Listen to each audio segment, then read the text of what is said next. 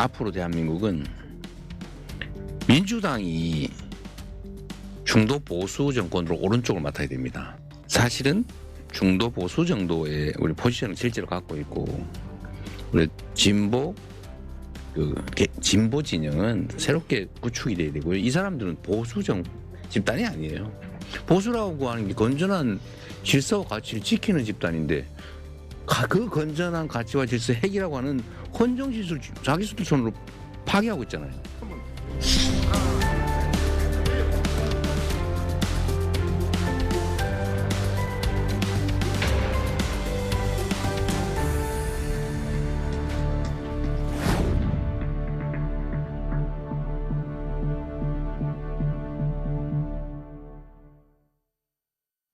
탄핵 전국 속에서 여야 유력 정치인들이 사실상 조기 대선을 염두에 두고 움직이고 있습니다.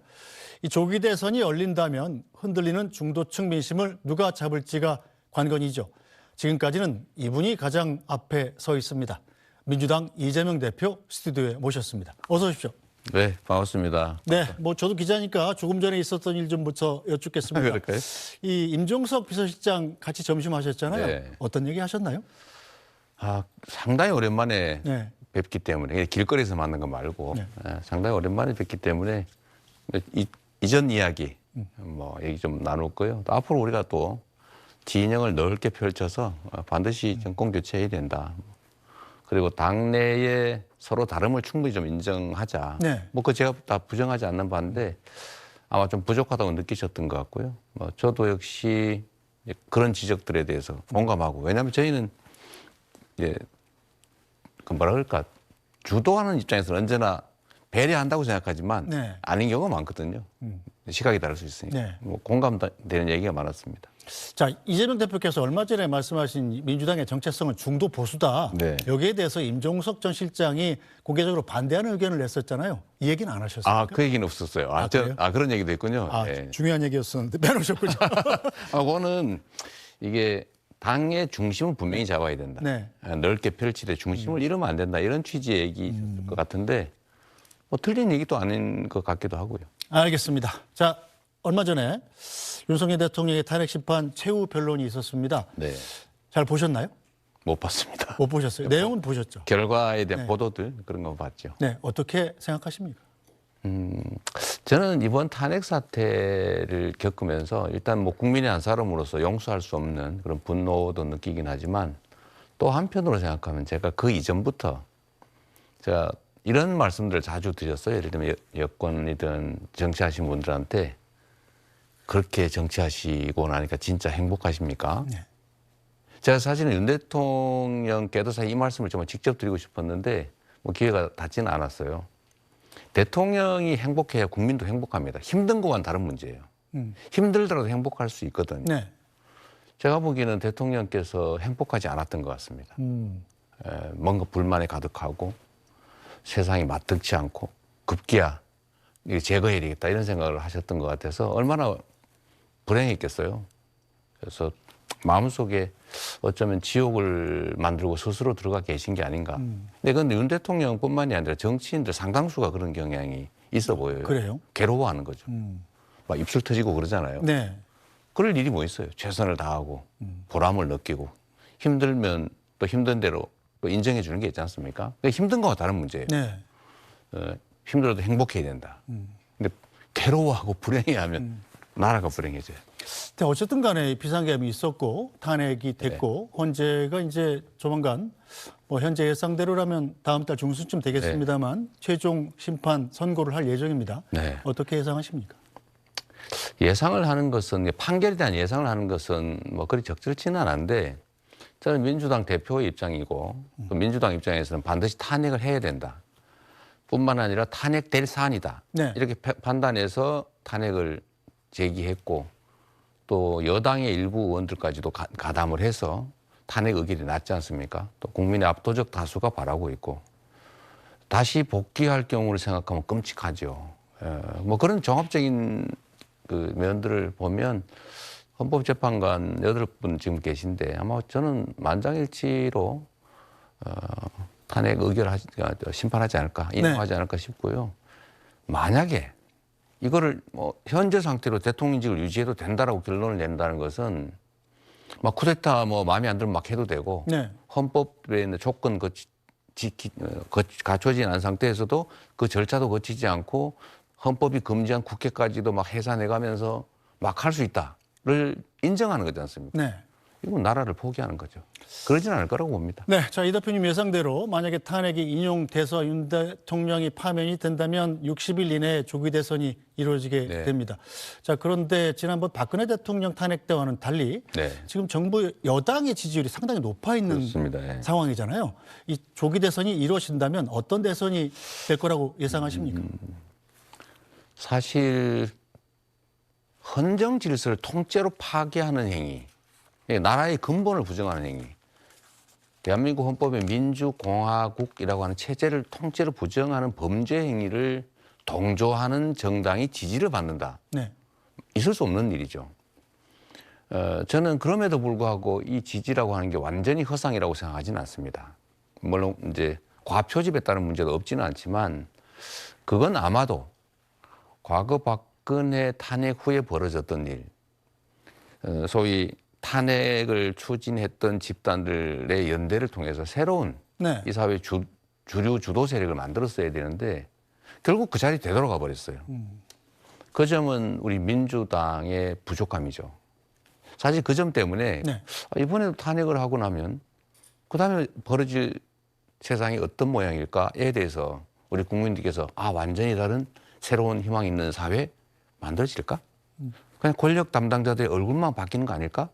이제 이런 의구심이 있고 또 탄핵에 찬성했던 일부 이제 보수 세력도 결국은 누구 좋은 일 시키는 거 아닐까? 뭐 이런 생각들 때문에 이 현상이 벌어진다고 보기 네. 때문에요.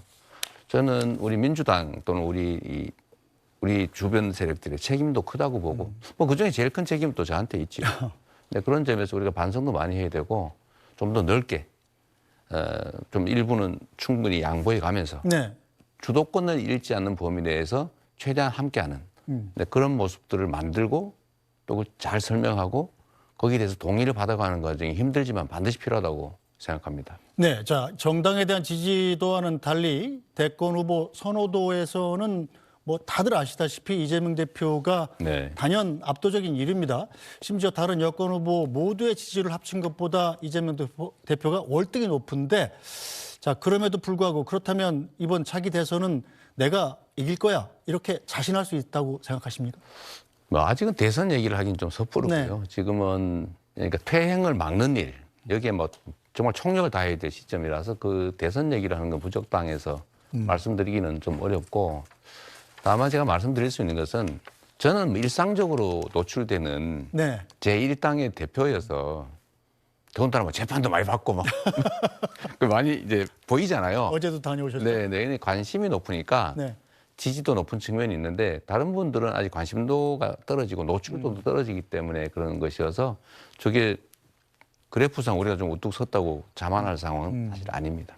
알겠습니다. 자, 어쨌든 조기 대선의 가능성이 꽤 있습니다. 자, 국민들 입장에서는 사실은 정치나 이념보다는 네. 경제가 가장 중요하지 않습니까? 경제에 대해서 현재 작금의 한국 경제 무엇이 문제이고 또 어떤 해결책을 갖고 계신지 묻고 싶습니다. 네. 우리 헌법에도 균형 있는 국민 경제 성장과 안정 이게 이제 헌법의 국가의 의무로 돼 있어요. 네. 우리의 지향으로 돼 있죠. 네. 민주당은 그러면 복지, 분배 이런 얘기를 좀 많이 했는데 네. 그럼 성장이나 경제 얘기를 안 했던 거냐? 그건 아니에요. 당연히 해야 될 일이죠. 네. 우리 민주당 정부는 첫 집권을 했던 김대중 대통령이 IT 강국을 만들었잖아요. 네. 문화 강국의 토대를 만들었잖아요. IMF 극복했죠. 네. 노무현 대통령 FTA 체결했잖아요. 그래서 지금 통상국가로 발전하는 토대를 만들었거든요. 뭐 문재인 정부도 신남방 정책이나 외교의 지평을 놀리려고 노력을 많이 했고 당연히 하는데 네.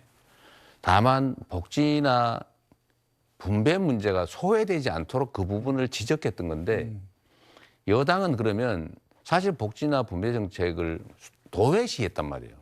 성장과 분배, 네. 경제와 복지 이 문제는 사실 동전의 양면 같은 거예요. 네.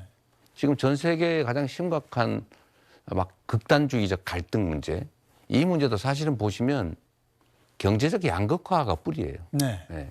근데 그게 결국 지속적 성장을 가로막는다.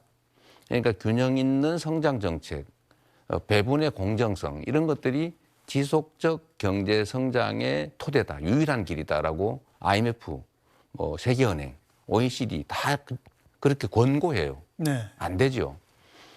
그러니까 결국은 성장과 그 복지의 문제는 동전의 양면 같은데 저쪽은 경제 얘기만 하고 네. 우리는 경제는 당연한 거니까 저들이 도외시하는 복지 분배 문제 많이 얘기하니까 마치 민주당은 뭐 분배 복지 얘기만 하고 네.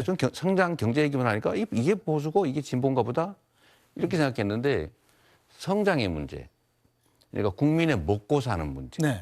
이거는 정치가 공통으로 추구해야 될 최우선 과제인 거죠. 그런데 지금 내란 사태도 그러고 좀 안타깝지만 집권 여당이 사실 2, 3년 동안 허송세월을 하는 바람에 경제적 토대가 무너지고 있다 네. 이렇게 말할 정도로 경제 상황이 악화돼서 경제 상황이 악화되면 분배 복지를 얘기하는 게 배부른 소리가 돼요. 네. 성장을 해야 나눌 거 아닙니까? 무슨 경제가 살아야 무슨 민생도 사는 거죠. 그러니까 지금은 경제 민생 문제가 주요 의제가 돼버린 객관적 지형이 그렇게 바뀐 거예요. 네. 그러니까 우리의 주장이나 입장은 동일한데 객관적 상황이 바뀌니까 분배 문제보다는 우선 파이를 키워야 나눌 거 아니냐. 네. 키우자. 네. 얘기부터 많이 하게 되니까 입장을 바꿨다고 생각하시는 경향이 있는데 네. 사실 입장을 바꾼 게 아니고 상황이 바뀐 겁니다. 얼마 전에 교섭단체 대표연설 네. 하실 때 이 잘사니즘을 표방하셨잖아요. 네, 네. 그 전에 이재명 대표의 이른바 트레이드마크라고 할 수 있는 것은 기본소득이었는데 네. 거기서 이제 먹사니즘으로 이 발전을 했고 네. 그 다음에 이제 잘사니즘이 가장 최근에 어떻게 보면 좀 이데올로기입니다. 네. 자, 그런데 분배와 성장이 한꺼번에 양립하기 좀 어렵다. 이재명 대표께서도 조금 전에 지적하셨습니다만 바뀐 거 아니냐. 뭐 이렇게 보시는 분들이 있는데 그 점에 대해서 다시 한번 좀 설명을 그러니까요. 부탁드리겠습니다. 그게 이제 오해인데 성장이나 경제는 기본 중에 기본인데 네. 예를 들면 국가가 해야 될 일대 과제는 공동체의 안전을 지켜내는 거예요. 예를 들면 외부의 침략으로부터 공동체 자체를 지키는 소위 안보. 두 번째는 그 구성원 내부의 공정한 질서를 유지하는 치안, 질서. 세 번째라면 국민이 잘 먹고 잘 살게 하는 거. 네. 이게 핵심이잖아요. 그러니까 이거를 안 했던 게 아니고 다만 너무 경쟁 중심으로 가다 보니 탈락자들이 생기는데 이 탈락자들이 탈출을 하면 즉 네. 제자리를 못 들어오면 경제와 성장에 문제가 생겨요. 그래서 산업혁명 후에 복지제도가 생겨난 겁니다. 그러니까 우리도 복지제도라고 하는 거를 확충해 나가야 되는데 제가 보기에는 사회 안전망인데 망이 구멍이 커서 떨어질 수가 있어요. 그러니까 우리가 안전망을 강화하자. 촘촘하게 하자. 네. 그래도 구멍이 있거든요. 네. 그러면 이거를 사회 안전 매트로 바꾸자. 아예 그냥 한번 빠지지 않는. 예. 그럼 그게 엄청난 많은 비용이 드냐? 그렇지 않다는 거예요. 오. 생각의 차이일 뿐이다. 네. 약간의 시스템만 정비하면 된다. 그냥 저는 그 길로 가자. 그게 예를 들면 국민의 기본적인 삶을 보장하는 선까지는 우리가 책임져야 되고 네. 지금의 대한민국의 경제력 수준이 충분히 감당할 수 있다. 그거를 잊지는 말자. 네. 장기적으로 추구해 가자. 라는 얘기를 많이 했는데 네. 지금은 그보다는 지금 경제 토대가 무너져서 네. 안전 매트를 깔 밑에 땅이 무너지고 있어요. 땅 무너지지 않게 네. 하는 회복. 네. 그다음에 성장. 이거부터 지금 급선무로 처리하자. 또 앞으로 해야 될 일이고요. 예. 그 회복에 대해서 저희 구체적인- 달사니즘이라고 이름 붙여본 거. 네. 자, 그 회복에 대해서 네. 이 땅이 무너지는 것에 대한 대책은 갖고 계십니까? 아니 이게 이제 무너지는 게 많죠. 네. 예를 들면 민주주의가 무너졌지 않습니까? 무너지고 있죠. 근데 이거는 이제 극복해 가고 있어요. 국민의 힘으로. 그 당 말고 네. 국민의 저력으로. 네. 두 번째로는 안보 환경이 위험해지고 있죠. 예를 들면 한반도가 쓸데없이 너무 강대강으로 부딪혀서 혹시 전쟁 이런 걱정을 할 상황이 되다 보니 이게 또 경제에 악영향을 미쳐요. 그래서 이 안보 문제도 회복해 나가야 된다. 신뢰 회복해야 된다. 대화해야 된다. 외교 잘해야 된다. 국익 중심의 실용적 외교로 가야 된다. 네. 경제 문제와 마찬가지죠. 예를 들면 수출 환경 너무 나빠지고 있다. 네. 그러니까 이것도 국가적 차원의 대책을 세워야 된다. 기술 투자 네. 또는 산업 구조 조정해야 된다. 저희가 말하는 A, B, C, D, E, 뭐 AI, 바이오, C, 문화, 컬처, 컨텐츠, 네. 디펜스, 방위산업, 뭐 에너지 이런 것들을 중점적으로 지원 육성하고 전환해 나가야 된다. 네. 그게 우리가 해야 될 일이죠. 네, 자 잘사니즘을 주창하시면서 이 노동의제 등에 대해서 네. 사회적 대타협을 주장하시지 않았습니까? 자 어떤 분야에서 어떤 타협이 필요하다고 생각하시나요? 제가 주 52시간 이제 토론을 하면서 네. 정말로 느꼈는데요. 똑같은 현안을 놓고 사용자 측과 노동자 측이 전혀 다른 얘기를 합니다. 인정하지 않아요. 네, 동그라미를 놓고 한쪽은 네모라고 우기고 한쪽은 세모라고 우기는데 동그라미를 보여주니까 네, 안 보려고 해요. 그리고 안 믿어요. 네, 토론이 정말 필요한 사회라는 생각이 들고요. 실제 내용이 거의 차이가 없더라고요. 제가 토론하니까. 그런 면에서 보면 기업들은 고용 유연성 문제 때문에 정규직 채용을 못하겠다. 노동자들은 해고되면 우리는 죽음이니까 인생 끝나니까 네, 절대로 고용 안정성 양보 못하겠다. 네, 이게 부딪혀가지고 기업은 정규직을 채용을 안 하고 노동자들은 고용의 기회, 고용 개선의 기회를 놓치는 거예요. 그러니까 결국은 정부가 나서서 타협할 수 있죠. 기업은 부담을 좀 늘리고 네. 대신에 노동 유연성을 확보하고 노동자들은 안정된 직장을 얻을 기회를 넓히고 그리고 그 유연성을 일부 양보하고 네. 정부는 안전망이 아니라 안전 매트 방향으로 바꿔서 해고당하거나 이래도 걱정하지 않는 사회.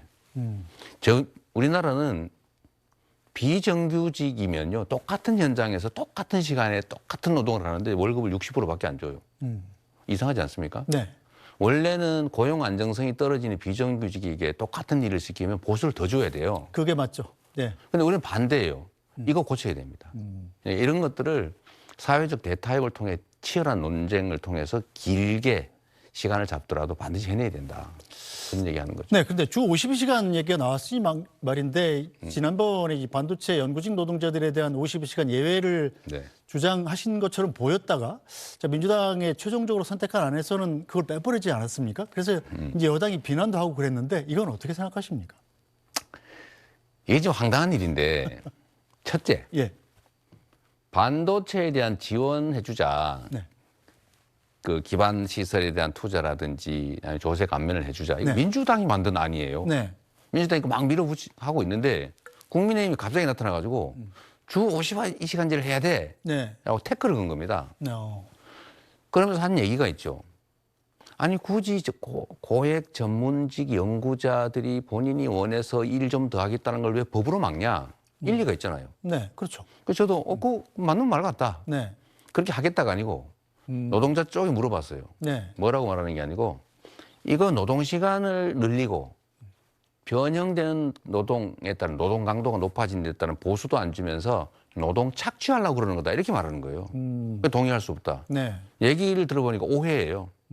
그래서 제가 토론을 하면 해결될 거다라고 보고 합의안을 만들어 보기 위해서 네. 총 노동시간 늘리지 않는 거 동의하냐. 우리나라 장시간 노동 국가로 알려져 있죠. 그렇죠. 연간 우리가 1,800시간쯤 일합니다. 네.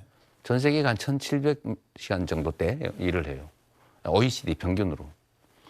그런데 만약에 지금 현재 주 52시간인데 연 52주잖아요. 곱하기 네. 하면 2,800시간이에요. 그걸 더 늘려 일하자는 건 아니죠. 3,000시간 하자는 건 아니죠. 네. 동의하더라고요. 그렇죠. 약간 망설이더라고요. 네. 동의했어요. 예. 그다음에 노동시간이 주 52시간이 아니라 들쭉날쭉 할 수 있다는 거 아닙니까? 총 노동시간 늘리지 않으면서. 네. 그러면 초과 근로수당, 심야 근로수당, 주말 근로수당 줘야 될 거 아닙니까? 주말에 12시간 일했다 밤늦게 하면 네. 250% 줘야죠. 주겠냐? 주겠대요. 네. 그러면 그렇게 만듭시다. 그랬더니 결론이 뭐냐? 못 믿겠다예요. 그럼 믿게끔 안전장치를 만들자. 이 네. 얘기하다 끝이 났는데 네. 이러다 보니까 주 52시간제 새롭게 만든다는 게 의미가 없게 되는 거예요. 무슨 얘기냐면 네. 기존에 52시간제 예외 제도가 4개인가 있습니다. 네. 다 승인받거나 하면 돼요, 노동부가. 그렇죠. 그걸로 하면 그 대신에 총 노동시간이 늘어날 수도 있고 초과 근로수당이나 이런 걸 일부 덜 줄 수도 있게 돼 있어요. 그래서 사용자 측이 훨씬 유리한 겁니다. 남아있는 쟁점은 뭐냐. 네. 지금 3개월 단위로 변형을 인정하는데 몰아 일하기를 3개월 단위로 노동부가 허가를 하는데 네. 이걸 한 6개월 이렇게 늘려달라는 게 실제 내용이에요. 그럼 노동부가 하면 돼요. 네. 지금도 법에 할 수 있게 돼 있어요. 싸울 이유가 없는 걸 가지고 싸우고 있어요. 그렇군요.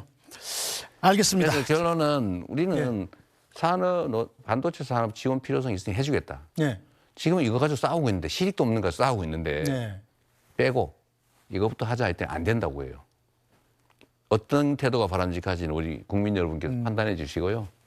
지금은 최종 결론으로 제안된 게 그겁니다. 사업자 쪽에서 그거 필요 없다. 네. 지원 법안 해줘라. 그리고 노동부가 빨리 유연하게 허가해 줄 수도 있다는 뉘앙스의 선언적 규정만 넣어달라 이렇게 네. 얘기하고 있어요. 그런데 국민의힘이 반대합니다. 뭐 말이 안 되지 않나요? 알겠습니다. 자, 국민의힘 나오면 한번 물어봐 주세요. 알겠습니다.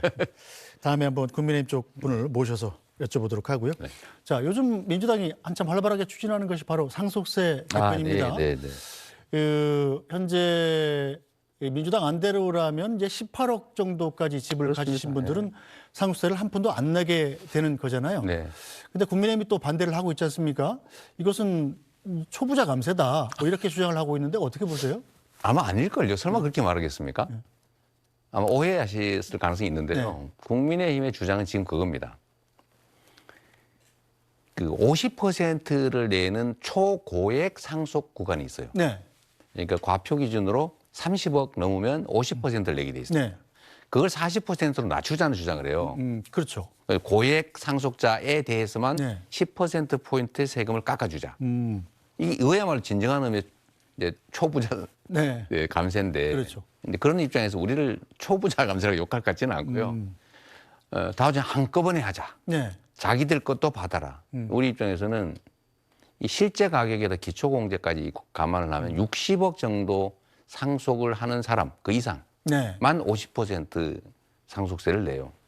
그 50%가 옳은지 그런지는 다음 문제로 하고. 지금 그거부터 깎아줄 때냐. 세수도 부족한데. 네. 우리 얘기한 대로 기초공제를 올리자. 네. 28년 전 개발도상국가 시대에 정해놓은 거다. 네. 서울의 집값이 그때 2, 3억밖에 안 얻을 때 아니겠냐. 지금은 기본적으로 10몇 억씩 하는데 한 서너 배 다 올랐다는 거거든요. 네. 그러니까 이게 어떤 일이 벌어졌냐면 아버님이 예를 들면 아내가 남편이 돌아가 있었어요. 네. 떠나보내고 괴로워서 겨우 마음 진정하고 있는데 상속이 돼가지고 세금을 몇 억을 내라고 나와요. 그렇죠. 근데 수입이 없어요. 결론은 부모님이 떠나고 배우자가 떠나니 그 집을 내가 떠나야 돼요. 얼마나 슬프겠어요. 네. 정부 정책이나 제도로 가는 것이 개인에게 슬픔과 고통을 강요하면 안 된다. 네. 왜 그래야 됩니까? 얼마 되지도 않아요. 많아봐야 6천억에서 1조 원 이내라는데 그 대기업들 세금 네. 깎아준 건 수십조 원 아닙니까? 네. 그 몇몇 채. 그러니까 이런 건 옳지 않다. 그러니까 서울 수도권 어디든 대부분 다 해당될 테니까 그 가족들 떠났는데 집 한 채 때문에 집 팔고 또 저기 어디 멀리 떠나는 일 하게 하지 말자. 그런 거죠. 네. 이거는 진보와 보수의 문제가 아니에요. 네. 상식과 양식의 문제죠. 자, 근로소득세 감세도 지금 네. 추진하고 계시지 않습니까? 뭐 저를 포함한 모든 월급쟁이들의 큰 관심사인데, 네. 자, 이것은 일단 과표를 높여가지고 근로소득세를 깎아주자. 네. 그래서 뭐 월급 방위대도 만드셨던데요. 네, 그렇습니다. 월급 방위대 역할은 뭡니까? 사실 그건 이제 임광현 의원하고 저하고 네. 의논해가지고 아이디어를 냈는데 네. 월급쟁이들이 사실은 그 유리지갑이라고 해서 사실 다 틀리고 있어요. 다른 데는 뭐 세금 조정이라도 하고 소위 네. 말하는 절세도 하는데 절세도 안 돼요. 딱 월급 풍채 딱 뭐 떼버리잖아요. 그렇죠. 정말 투명하죠. 네. 뭐 용돈도 사실은 마련하기 어려운 그런 정도인데 문제는 이 근로소득세를 내는 사람들이 강제 증세, 네. 비공식 강제 증세를 당해왔어요. 물가가 오르고 있기 때문에. 물가는 오르는데 그럼 명목 임금도 오르죠. 네. 그런데 과표는 그대로 있어서 과표는 누진제 아닙니까? 네. 하위는 6%, 뭐 상위로 하면 15, 20, 30 이렇게 돼 있는데 자꾸 올라가서 세금 납부 비율이 올라가요. 소득은 늘지 않았는데 세금은 네. 자꾸 늘어가는 거죠. 이렇게 중산층에 해당되는 월급쟁이들 연간 지금 현재 상태로 12, 3조 원을 뺏기고 있다는 겁니다. 네. 엄청나죠. 10년을 따지면 뭐 기타 등등 다 고려해도 한 100조 내지는 50조에서 100조 정도를 더 낸 거예요. 네. 중산층이 열버진 이유 중에 하나일 수도 있을 겁니다. 그래서 이거를 상식에 맞춰서 하자. 네. 그게 과표를 제대로 조정하자.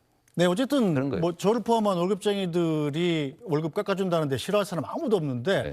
대표님 말씀하신 대로 12, 3조 원을 월급쟁이들이 더 내고 있었는데 그걸 원위치로 돌려준다면 반대로 뒤집어 생각하면 세수가 그만큼 일반 펑크가 나는 거 아니겠습니까? 안 그래도 펑크 중인데. 이건 어떻게 해야 될까요? 그러니까 세제를 조정을 해야 됩니다. 예를 들면 부당하게 내야 될 세금을 안 내는 경우도 많고요. 네. 감세, 면세, 감면 제도도 좀 손을 봐야 되고 또는 초부자 감세도 좀 조정해야 되고요. 예를 들면 지금 저 국민의힘이 얘기하는 것처럼 1,000명도 안 되는 60억 이상 되는 그 상속자들 때문에 그 깎아줘서 세수 결손하는 게 엄청나단 말이에요. 네. 그럴 필요가 없다. 전체적인 조정을 하자는 것이고요. 또 하나는 이 단기적으로 어렵습니다. 지금 재정이 너무 어려워서 네. 좀 장기 목표를 가지고 조정해 나가면 어떻겠냐. 또 하후 상박의 원리에 따라서 좀 상하 간의 조정도 좀 하고 네. 다른 영역들 간의 조세 부담도 좀 조정하고 네. 천천히 해나가야죠. 네, 자 이런 세금 개편을 비롯해서 이제 이른바 이재명 대표가 우클릭하고 있다 네. 이런 얘기들을 많이 하지 않습니까? 네. 이런 우클릭 논란에 대해서는 어떻게 생각하십니까? 네, 그게 이제 정치적 공세를 위한 프레임이라고 저는 생각해요. 프레임인데 예를 들면 우리나라의 중추 경제산업 역군이라고 불리는 월급쟁이들이 네. 왜 과도하게 이렇게 세금을 내야 됩니까? 근데 법인세는 거의 고정이고 네. 근로소득세는 쭉 늘어나서 지금 골든 크로스도 아니고 뭐 크로스 해버렸죠. 네. 왜 이렇게 해야 되냐? 왜 더 많이 내냐? 그러니까 중산층이 열버지지 않냐? 이거는 좌우의 문제가 아니고 상식의 문제다. 좌든 우든 해결해야 될 상식의 문제. 법률과 헌법 체계를 파괴하는 문제를 막고 지키는 것은 이 좌우의 문제가 아니잖아요. 네. 정상적인 헌법 체계 내에서 좌우의 경쟁이 있는 겁니다. 보수 진보에. 근데 헌법 체계를 부실 거냐 말 거냐? 이거는 경쟁이 아니죠. 반동이죠. 보수가 아닙니다. 네. 그래서 이거를 가지고 그 이재명이 혹시 우클릭 보수화라고 얘기하는 것은 저는 이제 사리에는 맞지 않다고 보지만 뭐 저는 나쁘게는 생각하지 않습니다. 네. 제자리를 찾는 거고요. 뭐 시간이 될지 모르겠는데 제가 보수 진보 얘기 조금만 하면 네. 보수나 진보라는 개념은 상대적이에요. 우리 편 선생님 저쪽 한번 보세요. 네. 제가 오른쪽에 있어요, 왼쪽에 있어요. 이쪽 왼쪽이죠. 그렇죠. 이제? 네. 저쪽에 한번 보십시오. 그럼 제가- 오른쪽입니다. 네, 예. 그렇죠. 그거죠. 좌우는 상대적인 거예요. 보수, 진보도. 기존의 체제를 유지하자. 좋은 가치 있는 질서를 유지하자. 네. 보수. 좀 바꿔서 똑같은 목표는 바꿔서 해보자. 진보. 근데 이 제도나 이 질서가 잘못됐다면 일단 그거를 바꾸는 것은 진보로 보일 테지만 네. 더 본질적으로 보면 그 자체가 보수적이죠. 더 좋은 질서를 만드는 거니까요. 네. 그래서 이거를 지금 그 예를 들면 계엄, 네. 반헌법 계엄, 난동, 폭동, 제거, 극단주의, 막 법원 기습, 헌재 기습 이런 거는 보수가 아닙니다. 이건 반동이죠. 지켜야 될 가치를 파괴하는 여기에 동조하는 세력을 누가 보수라고 부릅니까? 그러니까 지금 현재는 국민의힘이 사실 이 태도를 취하고 있기 때문에 제가 좀 미안하지만 극우 반동이라고 하면 또 단어가 좀 그러니까 극우 파시즘이다 이거 이렇게 얘기하는 거죠. 알겠습니다. 지금 오른쪽이 비어서 제가 오른쪽에 네. 우리가 역할을 넓힌 거예요. 네, 더 질문드릴 게 굉장히 많이 있는데 시간이 이미 지나버렸습니다. 그렇군요. 네. 자, 이 순서 이후에 이제 오른쪽에 네. 저희 유튜브 스튜디오로 옮기셔서 네. 정치 컨설팅 스토브리그에 출연하실 예정이죠. 거기서 이어서 듣겠습니다. 그래야 되겠습니다. 네, 오늘 말씀 여기까지 듣겠습니다. 이재명 대표님, 감사합니다. 네, 고맙습니다. 네, 잠시 뒤 오후 4시부터 SBS 유튜브 정치 컨설팅 스토브리그에서 이재명 대표가 연이어 출연합니다. 많은 시청 부탁드리면서 뉴스 브리핑은 여기서 모두 마치겠습니다. 고맙습니다.